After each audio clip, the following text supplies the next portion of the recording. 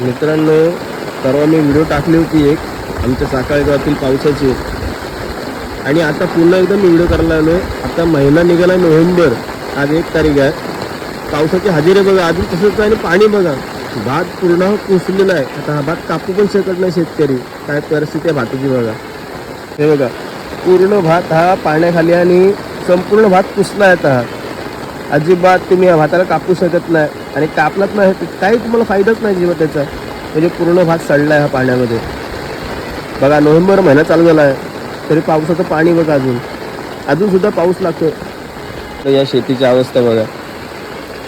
म्हणजे आपण जून जुलैमध्ये जो पाऊस बघतो जसा पाण्याचा प्रवाह वाहत जातो ना त्याप्रमाणे हा पाणी इथून वाहतोय आणि भात पूर्ण नष्ट झालेला आहे इथला.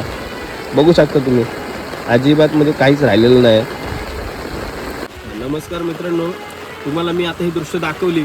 ही दृश्य मी आधी तुम्हाला 5-6 दिवस अगोदर मी इंस्टावरती अपलोड केलेलं. तुम्ही बघितलं असेल व्हिडिओ. काय परिस्थिती होती साकाळ गावातील शेतकऱ्यांची.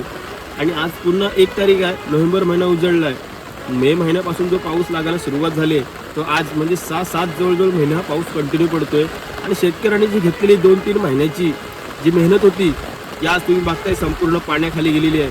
साकाळचा शेतकरी, साकाळ गावातला शेतकरी काय करेल आणि कसं जगेल ते तुम्ही सांगा मित्रांनो. तुम्हाला माहिती असेल तर. पण कोकणातला मित्रांनो शेतकरी आहे ना हा कधी आत्महत्या करणार नाही. त्याच्यावरती किती संकट आली ना तर तो लढणार, पण आत्महत्या कधीच करणार नाही. मित्रांनो हे होतं साकाळ गावाचं दृश्य.